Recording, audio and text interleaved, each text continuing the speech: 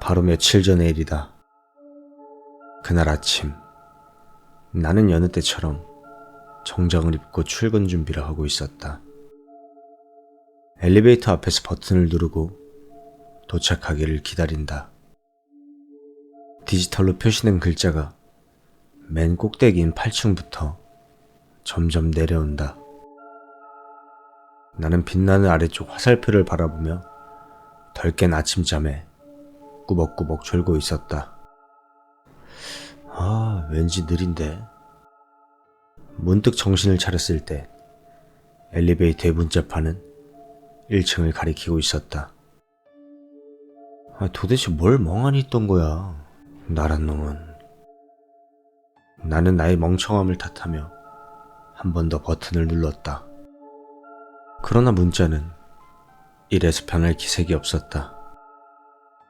조금 초조해진 나는 몇 번이고 다시 버튼을 눌렀지만 엘리베이터는 움직일 기색이 없었다.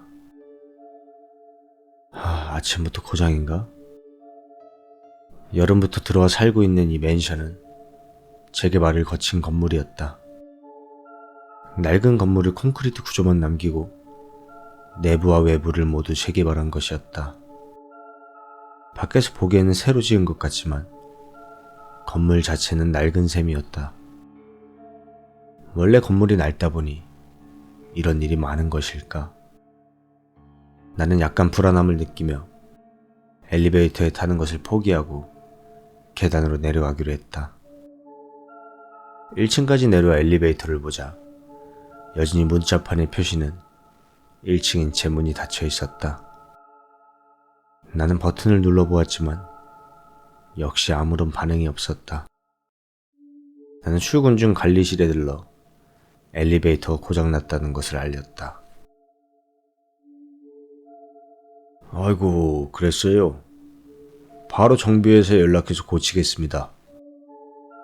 라고 관리인은 미안한 듯 말했다. 전철에 올라탈 무렵 이미 나는 그 사건을 잊어가고 있었다. 그날은 제출 자료의 핵심인 수치 산출을 하는 날이었다. 아무래도 시간이 꽤 걸리다 보니 새벽까지 야근을 해야 됐다. 회사를 나와 택시를 타고 맨션에 도착했을 때는 이미 새벽 2시 반이 넘었을 때였다. 지친 발걸음으로 맨션의 입구에 들어섰을 때 나는 아침의 사건을 떠올렸다. 아직 엘리베이터가 수리가 안 됐으면 6층까지 걸어가야 되나? 그런 생각을 하며 엘리베이터에 앞으로 간다. 조심스레 버튼을 누르자 화살표 버튼이 빛나며 문이 열린다. 나는 다행이라고 생각하며 엘리베이터에 올라타 6층 버튼을 누른다. 문이 닫히고 엘리베이터가 움직이는 것이 느껴진다. 들어가자마자 옷 갈아입고 바로 자자. 그렇게 생각하며 6층으로 올라가는 문자판을 보고 있었다. 3층, 4층, 5층, 6층. 예상과는 다르게 엘리베이터는 6층을 넘어서도 계속해서 올라가고 있었다.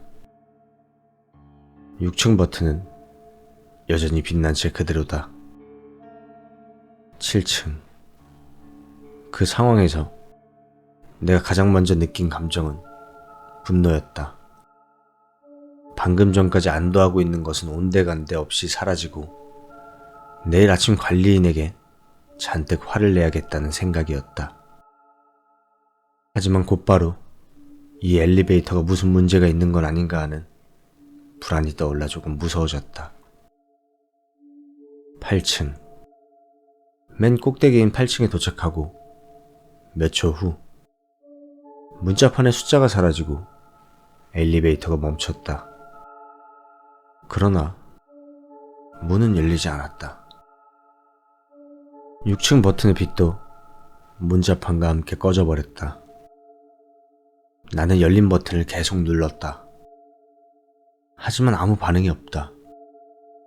그래서 모든 층의 버튼을 하나하나 다 눌러보았다. 엘리베이터는 어떠한 반응도 나타내지 않았다. 심지어 버튼에 불조차 들어오지 않는다. 나는 혼자 힘으로 탈출하는 것은 포기하고 비상 버튼을 눌렀다. 그러자 지지직거리는 스피커의 잡음 같은 것이 희미하게 들리기 시작했다. 나는 분명 어딘가에 연결이 된 것이라 생각하고 응답을 기다렸다. 그러나 3분 정도 지났는데도 대답은 없다. 나는 조금 초조해져서 그 버튼을 마구 눌렀다. 네. 스피커에서 여자의 목소리가 들리고 나는 마음을 놓았다. 저 미안합니다만 엘리베이터가 움직이지 않아서 안에 갇혀있거든요. 저 어떻게 할 방법이 없을까요? 나는 대답을 기다렸다. 그러나 아무리 기다려도 소리는 나지 않았고 희미한 잡음만이 들려올 뿐이다. 저기요, 제 목소리 안 들려요? 한 번 더 물어봤지만 역시 응답은 없다. 지지직거리는 소리만 엘리베이터 안에 울려 퍼진다. 그리고 30초 정도 지났을까? 그 잡음 사이에 무엇인가 이상한 소리가 섞여 들리기 시작했다. 몇 초마다 들려오는 희미한 소리. 나는 그것을 알아듣기 위해 귀를 기울였다. 그것은 기묘한 소리였다. 끄끄거린달까, 꽥꽥거린달까. 소리라고 하기도 힘든 것이었다. 그것이 몇 초 간격으로 희미하게 들려온다. 그 소리는 마치 어릴 적의 장난으로 개구리를 밟았을 때 났던 소리를 떠올리게 했다. 그 소리가 몇 번 정도 계속된 것인지는 모르겠지만 갑자기 소리는 끊겼다. 회선 자체가 끊어진 것 같았다. 나는 다시 버튼을 눌렀지만 더 이상 아무런 반응도 없었다. 나는 엘리베이터 문을 밀거나 열어젖히려 했지만 문은 쉽게 열리지 않았다. 휴대폰을 꺼내지만 엘리베이터 아니어서인지 전파가 잡히지를 않았다. 야근 때문에 피곤을 뜬 나는 탈출하기 위해 힘을 쓰는 것이 점점 힘들어졌다. 결국 나는 아침엔 누군가 엘리베이터가 고장난 것을 눈치챌 것이라 생각하고 바닥에 주저앉았다. 가방에서 마시다 넣어뒀던 생수병을 꺼내 한 입 마신다. 손목시계를 보니 시간은 이미 새벽 3시였다. 아침에 사람들이 출근하려면 적어도 3시간은 기다려야 되나? 그렇게 생각하며 나는 일단 조금 쉬기로 했다. 복잡한 생각은 그만두고 눈을 감으려 하는데 또 희미하게 소리가 들려왔다. 눈을 뜨자 엘리베이터의 문이 열려 있었다. 나는 그것을 보고 마음 깊이 안도했다. 그리고 내가 했던 온갖 헛수고를 떠올리며 자주 섞인 웃음을 지었다. 다시 고장나면 큰일이라는 생각에 나는 허둥대며 가방을 어깨에 메고 엘리베이터에서 나왔다. 그런데 엘리베이터를 나온 직후 나는 내가 이상해진 것인가 하는 생각과 함께 현기증 때문에 넘어질 뻔했다. 등 뒤에서는 엘리베이터 문이 닫힌 것이 느껴진다. 내 눈앞의 풍경은 평소와는 전혀 다른 모습이었다. 왼편의 안쪽까지 들어선 방문과 창문들, 오른편에 보이는 야경, 이것 자체는 변함이 없다. 하지만 왼편에 들어선 문들은 평상시 보아오던 새 것이 아니라 매우 오래된 것 같고 낡은 무거운 철제문이었다. 깨끗한 타일이 붙어져 있던 외벽은 군데군데 금이 가고 페인트가 벗겨져 무너질 것 같은 회색의 시멘트 벽으로 변해 있었다. 그리고 멋진 조명으로 비추고 있던 전구는 사라지고 몇 개의 낡은 형광등이 당장이라도 꺼질 것 같이 불규칙하게 깜빡이고 있었다. 이 믿을 수 없는 광경을 보자 등에 지금까지 느껴본 적 없는 한기가 서려왔다. 나는 한시라도 빨리 이곳에서 도망가기 위해 엘리베이터의 버튼을 마구 눌렀다. 하지만 엘리베이터는 아무런 반응이 없었다. 나는 엘리베이터 타는 것은 포기하고 계단으로 내려가기로 했다. 하지만 계단 앞에는 두꺼운 방화문으로 막혀 있어 밀고 당겨봐도 꿈쩍도 하지 않았다. 휴대전화로 도움을 구하려 했지만 화면에는 본 적 없는 에러 표시만 나오고 아무런 반응이 없었다. 이곳에서 도망가기 위해 나에게 남은 유일한 수단은 엘리베이터 반대쪽에 있는 또 하나의 계단뿐이었다. 그러나 거기까지 가기 위해서는 그 기분 나쁘게 이어진 낡은 방들 앞을 지나가야만 한다. 나는 그것이 너무 싫었다. 원래 내가 살던 맨션과 같은 구조인지도 명확하지 않았다. 하지만 그렇다고 엘리베이터 앞에서 계속 서 있을 수도 없었다. 결국 나는 안쪽을 향해 천천히 걷기 시작했다.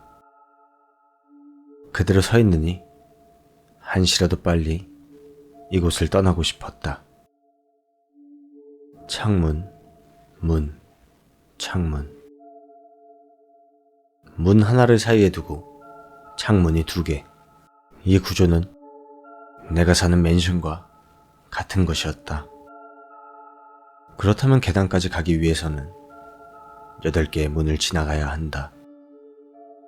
흐릿하게 전멸되는 형광등 때문에 안쪽이 잘 보이지 않았지만 어째서인지 같은 구조라는 예측이 맞을 거라고 나는 확신하고 있었다. 소리를 내지 않기 위해 신중하게 주위를 살피며 천천히 걷는다. 전멸하는 형광등의 빛이 금이 간 벽이나 녹슨 문을 기분 나쁘게 비춘다. 창문은 닫혀있고 창의 격자는 잔뜩 녹슬어 있다. 첫 번째 문을 지날 무렵 나는 오른편에 보이는 야경의 변화를 눈치챘다. 수도권인 이곳은 아무리 새벽이라고 해도 불이 켜진 곳이 많을 터였다. 이 맨션 주변만 해도 가로등이나 아직 잠을 자지 않는 사람의 집에서 빛이 보여야 할 것이다. 하지만 오른편에 보이는 것은 완전한 어둠뿐이었다. 빛은 하나도 안 보인다. 아무리 새벽 3시라고는 해도 등불 하나 켜져 있지 않을 리가 없다. 나는 더욱 겁에 질렸다. 이상한 세계에 혼자 떨어진 것이라는 생각만 들 뿐이었다. 나는 근거도 없이 이 앞에 있는 계단이 출구라고 믿었다. 2번째 문을 통과할 때 나는 앞에서 무엇인가의 낌새를 눈치챘다. 그것은 소리였다. 규칙적인 소리가 희미하게 들려온다. 들어본 적이 있는 소리다. 그것은 엘리베이터의 스피커에서 들려왔던 그 소리다. 정적 속의 그 개구리를 밟는 것 같은 소리가 희미하게 들려온다. 그 소리는 아무래도 3번째 방 근처에서 들려오는 것 같았다. 앞으로 나아갈 때마다 그 소리는 조금씩이지만 분명히 들려왔다. 나는 3번째 문 근처에 멈춰섰다. 그 문 끝에 있는 창문이 열려있는 것 같다. 소리는 거기에서 들려오고 있었다. 나는 조금씩 창문에 가까워졌다. 창문은 반쯤 열려 있었다. 나는 격자 너머로 살그머니 창 안을 들여다보았다. 들여다본 방 안은 깜깜했지만 안쪽 방의 문은 열려 있었고 그 앞의 방에서는 희미한 빛이 보였다. 안쪽 방에서 사람이 움직이는 것이 보였다.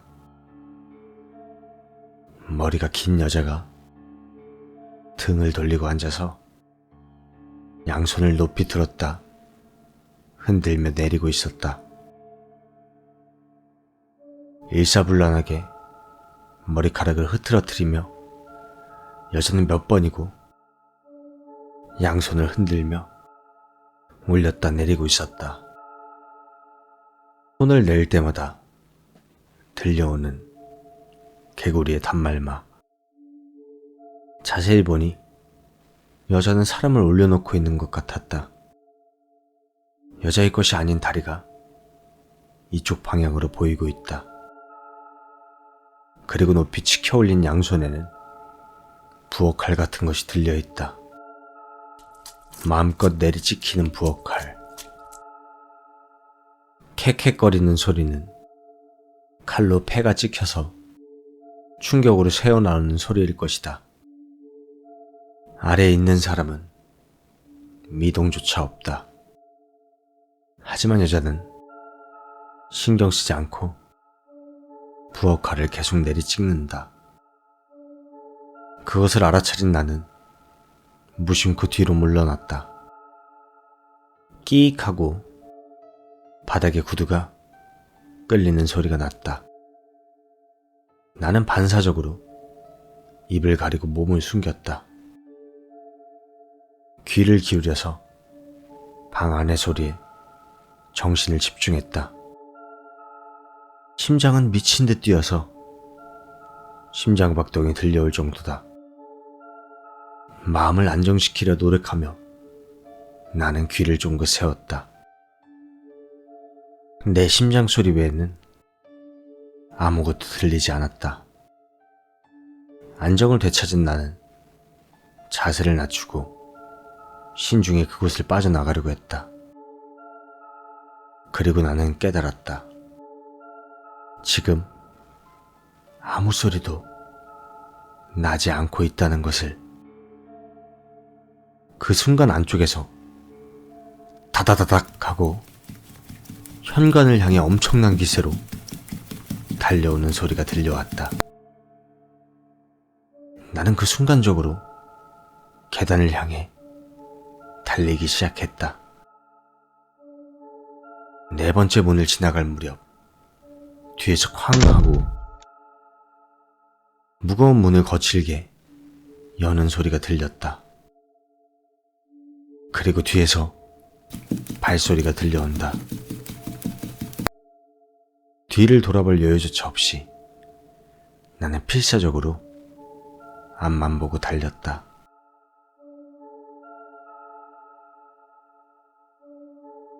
죽을 힘을 다해 뛰고 있는데도 발소리는 점점 가까워져만 온다. 6번째 문쯤 오자 이미 발소리는 내 바로 뒤에서 들리고 있었다. 심장과 폐가 터질 것만 같다. 7번째 문을 지나치자 계단이 보였다. 저기까지만 가면 살 수 있어. 계단으로 가면 안전하다는 보증이 있는 것도 아닌데 나는 그렇게 믿으며 달렸다. 마지막 문을 통과할 무렵 뒤에서 들려오는 발소리는 바로 내 옆에서 들려오고 있었다.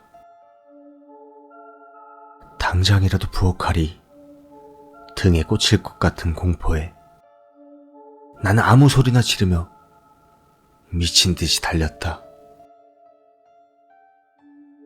그리고 계단을 한번 뛰어내리려고 한 순간 나는 뒤에서 무엇인가가 나를 잡는 것을 느꼈다. 하지만 어떻게든 계단으로 온 힘을 다해 뛰어내린다.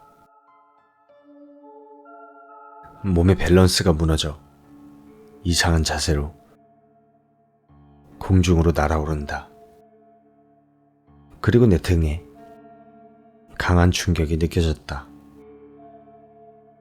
순간적으로 계단 위에서 끔찍한 얼굴로 나를 노려보는 여자가 보였지만 나의 의식은 곧바로 희미해졌다.